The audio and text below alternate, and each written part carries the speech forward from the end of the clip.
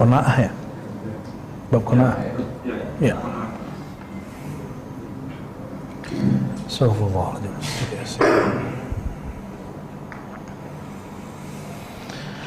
Assalamualaikum warahmatullahi wabarakatuh.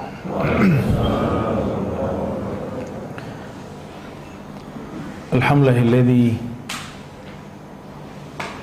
biiradatihi azhaba an ahli baiti an-nabi sallallahu alaihi wasallam ar-rijza wa yutahhiruhum tathhira. Walhamdulillahilladzi ahya man amila amalan salihan min dzakarin aw untha hayatan thayyibatan fid dunya wal akhirah. Asyhadu an la ilaha illallah, asyhadu anna Muhammadan abduhu wa rasuluh. Allahumma salli wa sallim wa barik ala sayyidina Muhammad wa ala alihi wa li baitihi wa dzurriyyatihi ajma'in. Baik Bapak Ibu jemaah yang bukan Allah, mohon maaf nih, sebulan atau 2 bulan? Udah 2 bulan Anda nggak datang ya? Mohon maaf ya, karena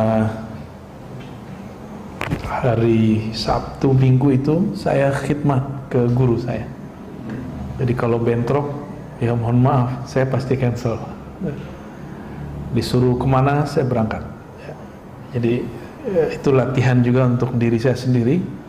Apakah ego dengan bimbingan masyayikh kita ya. Ini aja baru balik dari majelis ya. Majelisnya kan unik Pak, mulai jam 11, jam 12, selesainya jam 2, jam setengah 3 ya. Nyeleneh? Enggak. Ini menghidupkan tradisi di masa Rasulullah SAW, periode Makkiyah.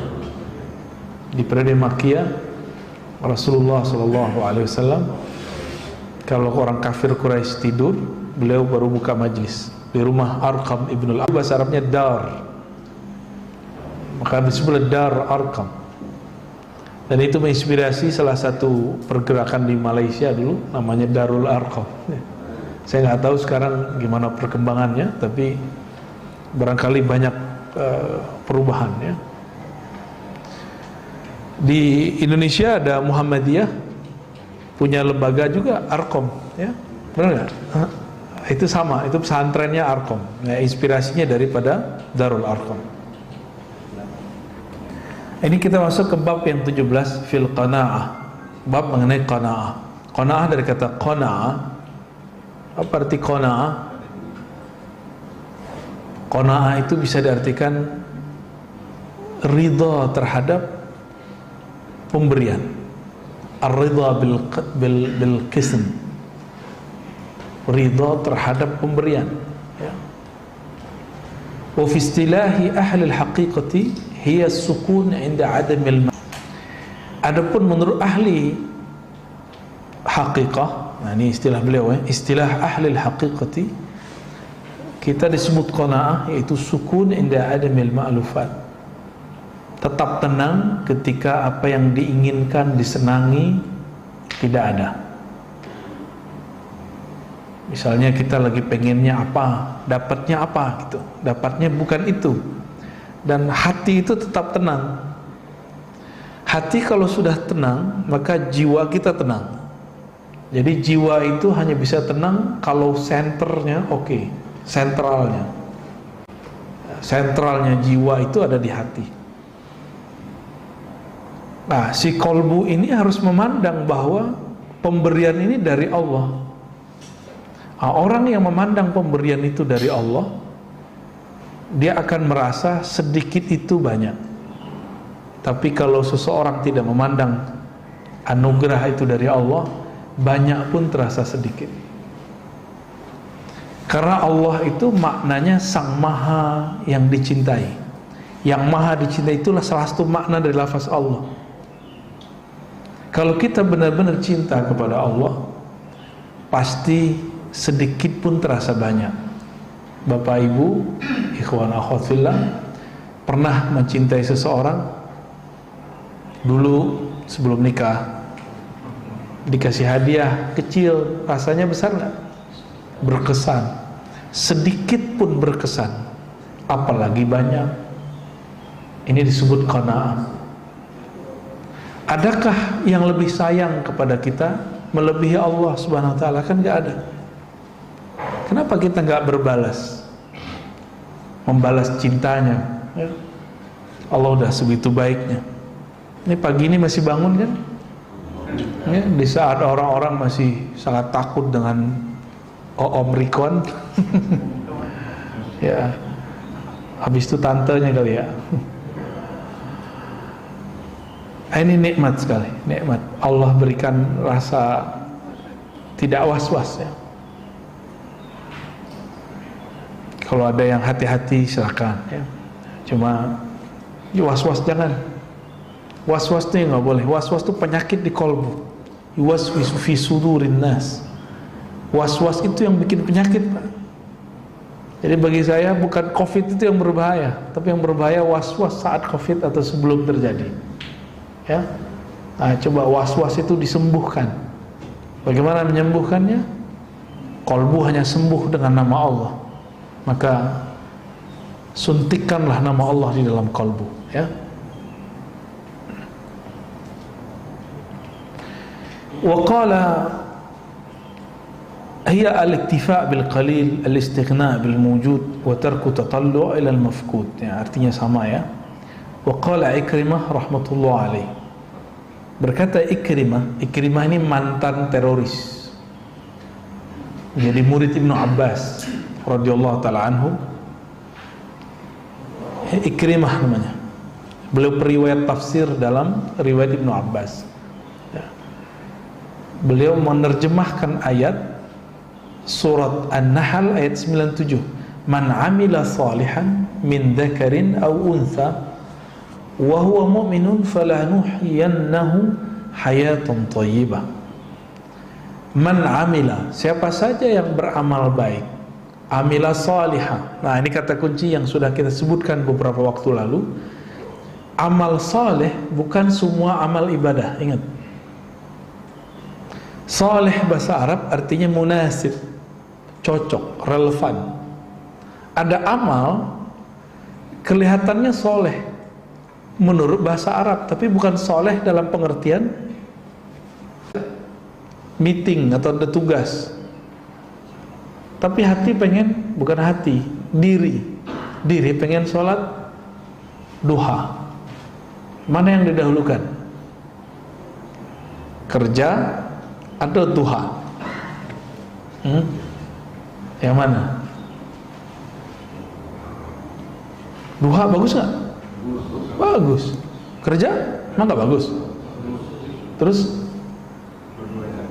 Dua-duanya bisa kerja sembari duha sembari kerja. Jadi lagi ruku sujud ingatnya kerjaan. Nah, gimana caranya? Pertanyaannya dibalik ke asalnya. Kerja pakai kontrak nggak? Wajib nggak? Sholat duha sunnah. Nah, maka selesai dulu yang wajib baru kejar yang sunatnya. Jangan dibalik. Ya, tuh ini kan soleh. Soleh itu bahasa Arab artinya sesuatu yang sesuai, yang relevan, yang sesuai dan relevan. Jadi ada amal yang kelihatannya baik tapi nggak soleh, itu banyak, ya. Dan bahkan di luar sana banyak orang yang meyakini amal dia baik, lalu dia lakukan di depan kita, itu jadi nggak enak. Dan saya berkali-kali mengatakan ke teman-teman para pengkaji kitab-kitab bahasa Arab, baik gundul atau gimana, ini masa 1443 Hijriah, masa di mana tidak pernah ada masa sebelum ini yang mengalami kemajuan intelektual, spiritual, dan juga teknologi. Maka jangan putuskan masalah kita dengan membaca teks-teks lama, dan jangan hukumi teks lama dengan pemahaman kita yang serba cepat hari ini. Nah, ini penting sekali. Nih, antum ketemu nih teks di Quran tentang bab pakaian, lalu Nabi melarang satu model pakaian. Belum tentu model pakaian itu seperti yang kita pahami dalam bahasa kita sekarang. Itu. Nabi dulu punya gorden bergambar, lalu kemudian beliau merasa kayaknya mewah, suruh copot, karena zaman itu belum pantas, belum saleh, belum ada orang di Madinah yang pakai gorden berwarna, bergambar. Sekarang rumah orang biasa aja, kos-kosan aja gordennya udah ada motifnya. Di zaman ini nggak bisa disamain. Nah, banyak kawan-kawan yang salah kaprah membaca teks. Dia memahami teks dulu, sekarang ala dulu gitu, bolak-balik. Nggak bisa begitu. Nggak usah jauh-jauh lah masa Rasulullah. Ketika dulu Buya Hamka nulis, itu belum kebayang loh sama beliau ada sekarang smartphone kayak antum punya, YouTube. Nggak, belum kebayang. Ayahanda beliau Haji Rasul, kawan dari ayahandanya, pendiri Muhammadiyah, pendiri NU, itu belum membayangkan Pak seperti yang sekarang terjadi. Haji Rasul itu dulu, ya, ayahnya Buya Hamka, Syekh Abdul Karim,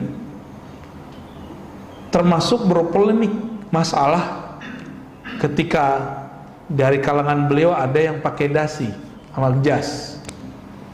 Itu pakaiannya orang Londo. Tahu Londo, Pak? Anak kecil udah nggak ngerti ya Londo ya, Belanda gitu. Saya masih ingat kalau kita nonton film Kolosat dulu, Belanda bangsat gitu ya. Itu kan bahasa-bahasa kasar itu. Udah masuk ke alam bawah sadar tuh, padahal ya nggak gitu-gitu amat ya. Akhirnya berubah masa, berubah juga kejadiannya. Di zaman itu ada namanya ordonansi, itu apa istilahnya? Pencatatan nikah. Difatwakan haram oleh para ulama. Tapi ternyata sekarang kita malah nyatetin nikah kita, ya kan? Jadi urusan catat-mencatat ini dulu diharamkan, sekarang bersikeras itu orang-orang yang dulu saklek-saklek itu sekarang mengatakan boleh, bahkan wajib. Alasannya ini dan itu, ya. Banyak hal. Contoh lain, Nabi pakai sarung, Pak. Bapak pakai apa? Sarung. Bener sarung nih. Ini mohon maaf, saya ngeliat ada orang ngamalin sunnah katanya, tapi yang dia pakai celana dalamnya orang Arab. Ngerti nggak celana dalamnya orang Arab? Ada yang hari ini begitu? Semoga nggak ada ya. Orang Arab pakai celana putih itu, nah, dia pasti jingkrang celananya, karena itu celana dalam, agak panjang. Itu bukan celana sholat. Ketika ada ustadz di Indonesia, dia memfatwakan bahwa bercelana di bawah mata kaki itu haram, tapi pas dilihat ternyata dia pakai celana ala celana orang Arab, celana dalamnya. Itu diketawain di sana, di Kuwait diketawain orang. Seandainya pun dia pakai celana seperti di Indonesia, nggak ada masalah. Masih satu masa, udah beda tempat, budaya pakaian sudah berubah. Jadi jangan hukumi orang dengan fatwa kita, ya. Ini yang disebut soleh. Soleh itu boleh kita artikan siapa yang beramal pada tempatnya atau sesuai dengan waktunya, tepat di tempatnya, tepat di waktunya, itu baru disebut soleh. Jadi tidak semua orang yang beramal seperti orang baik itu soleh, ya. Min dzakarin aw untha, baik laki-laki ataupun perempuan. Nah, di sini ada kesetaraan gender. Yang Islami yang begini, Qurani.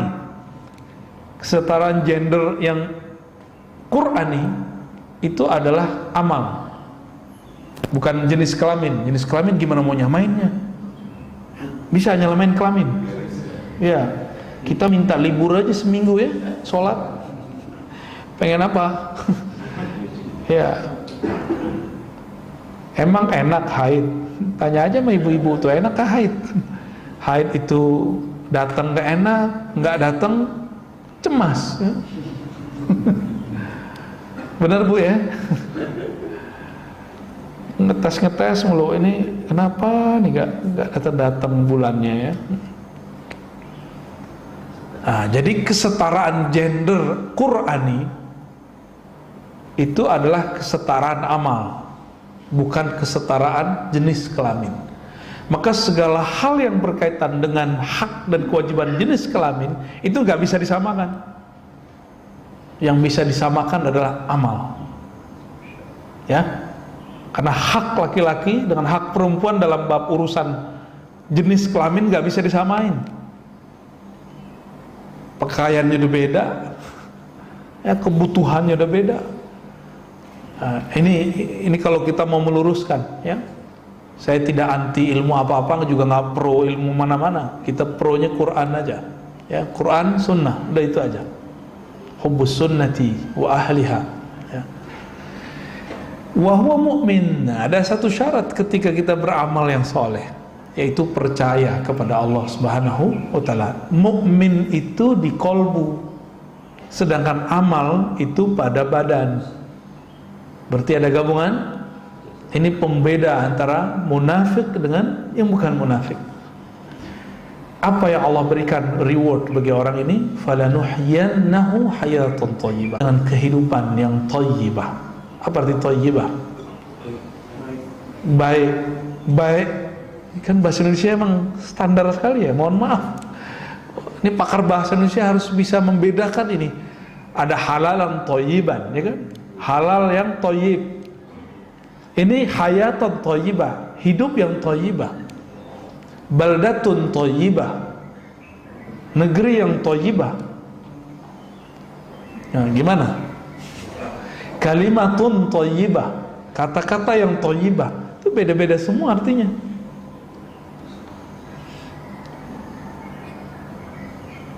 Kehidupan yang penuh dengan keberkahan. Ikrimah mengartikan al-hayatut thayyibah al-qanaah, hidup yang penuh dengan rasa qanaah. Itu yang disebut dengan hayatan thayyibah. Karena dia merasa puas dengan apa yang diberikan Allah Subhanahu wa ta'ala, ya. Jadi apa yang membuat kita nggak bahagia? Karena kita nggak puas dengan apa yang Allah beri. Itu sederhana aja. Dulu sebelum nikah, sebelum punya anak, sebelum punya rumah, penghasilan 700.000 sudah cukup. Sekarang 7 juta kayaknya nggak cukup. Naik 17 juta nggak cukup. Coba kalau gaji saya 27 juta, udah nggak cukup juga. Nah, terus gimana dong? Ternyata gaya hidupnya, gaya hidup itu lawan daripada qanaah, gaya hidup yang berlebihan, ya. Jadi qanaah itu adalah obat daripada lifestyle yang berlebihan. Lihat nih, yang ngawal saya udah tepar semua, Pak. Ya. As-salatu khairum minan naum. Gak apa-apa, kasihan mereka, ya. Udah khidmah, ya. Wa fi qawlihi ta'ala la yarzuqannahumullahu rizqan hasana, ya. Dalam surah Al-Hajj ayat 58, sungguh, ini sungguhnya 2 kali. La yarzuqanna, la, sungguh, belakangnya ada nun, itu arti sungguh juga tuh. Sungguh gitu. Itu terjadi secara harfiah, tapi secara bahasa rohani, nun itu ada satu makna, yaitu nur, ya. La yarzuqannahum rizqan hasana, sungguh Allah akan melengkapi rizki mereka dengan cahaya. Itu secara ilmu huruf, ya. Nur, cahaya apa?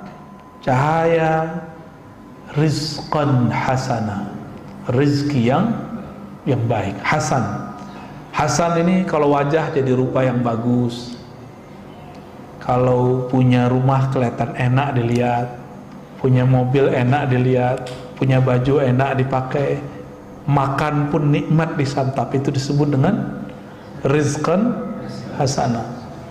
Di mana, Pak? Udah enak belum makannya? Enak, ya.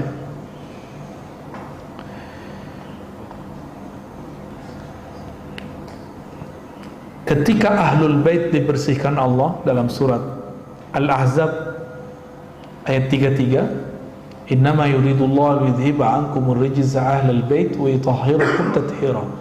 Allah hanyalah menginginkan bagi kamu untuk membersihkan kamu kotoran.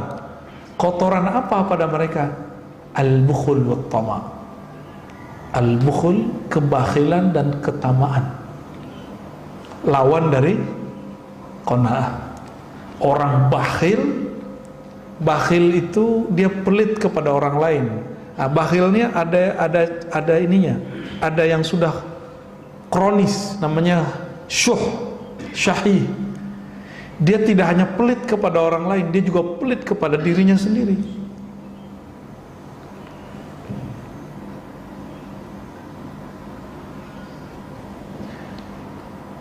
Wa yutahhirakum tathira. Ya, ayat 3-3-nya di ujungnya, lalu Allah membersihkan kalian, tathira wa ahlul bait, yaitu dengan sakhawa wal qanaah. Lawan dari bukhul tadi apa? Bukhul wal wat tama. Lawan dari tama itu qanaah. Lawan dari bukhlun kebakhilan itu sakhawa, dermawan, sakhi, orang yang suka berbagi. Berbagi itu tidak hanya bab harta ya, tapi juga ilmu termasuk. Sayyidina Sulaiman itu pernah berdoa, qala rabbi ighfirli wa habli mulkan la yanbaghi li ahadin min ba'di. Ya arada bil mulki kamal al hali fil qanaah. Sayyidina Sulaiman itu doa, ya Allah ampuni aku. Minta ampun dulu beliau. Ini adab berdoa. Wa habli mulkan, berilah aku anugerah mulkan. Apa arti mulkan? Kekuasaan kerajaan, menguasai jin. Salah satu kekuasaan Nabi Sulaiman adalah menguasai jin. Jadi Nabi Sulaiman itu punya cincinnya membuat takhluk, bukan sebenarnya cincinnya, tapi orang yang megang cincinnya itu. Tapi jin-jin yang sesat mengira cincin Nabi Sulaiman lah yang membuat ia sakti. Sebenarnya Nabi Sulaiman itu sendiri. La yanbaghi li ahadin min ba'di, yang mana tidak akan layak bagi seorang pun selainku untuk mendapatkan itu. Nah, ungkapan Nabi Sulaiman itu menunjukkan bahwa beliau ini qanaah. Maka Allah berikan akses yang luar biasa. Ada satu ayat di surat Al-Infitar ya, kita udah sering dengar nih imam baca, innal abrara lafi na'im. Sesungguhnya abrar, orang-orang yang berbuat baik, sungguh la fi di dalam na'im, nikmat yang banyak. Nikmat apa itu? Al-qanaah fid dunya, qanaah dalam kehidupan dunia. Wa innal fujjara lafi jahim, orang-orang yang berbuat keji di dunia, fi jahim, dalam jahim. Jahim itu nama lain dari neraka atau siksa. Mereka tersiksa gitu. Maka cobalah lihat orang-orang hari ini yang lifestyle-nya tinggi, ya tiap bulan mau ganti HP kan repot Pak. Apalagi zaman pandemi. Ya, jerit orang-orang. Ya, riwayat Imam Tabarani dan Qudai dikatakan al-qana'atu kanzun la yafna. Qanaah itu adalah perbendaharaan yang tidak pernah habis. Jadi orang kalau qanaah itu sama kayak dia punya kekayaan nggak pernah habis. Tapi kalau bapak ini punya duit banyak, itu bisa habis. Ya ada satu negeri di Jawa kemarin ya, yang habis jual-jualin tanah. Masih ingat? Oh pada beli mobil. Namanya duit kan habis Pak. Sekarang ya kasihan juga sih kita. Demo minta kerja. Ya. Ini pelajaran buat kita, biar kita nggak usah nyinggung mereka, tapi kita dapat pelajaran dari mereka bahwa harta meskipun miliaran banyak nggak akan bertahan. Ya. Yang membuat bertahan itu al-qanaah. Ini pesan buat diri kita dan apalagi keluarga di rumah. Istri itu penting sekali ini mempelajari bab qanaah. Ini bukan alasan kita untuk tidak menafkahi, ya. Justru laki-laki itu kebahagiaannya bisa memberi nafkah. Laki-laki yang tidak normal, tidak sempurna, dia nggak memberi nafkah. Ya, jadi jangan ada yang seneng tuh, wah enak ya lu sama apa orang kaya gitu.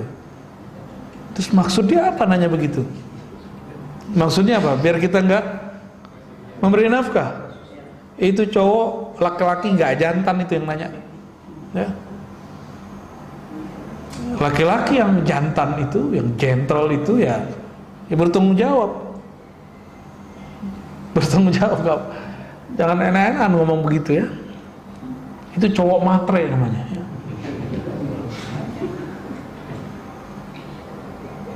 Harga diri.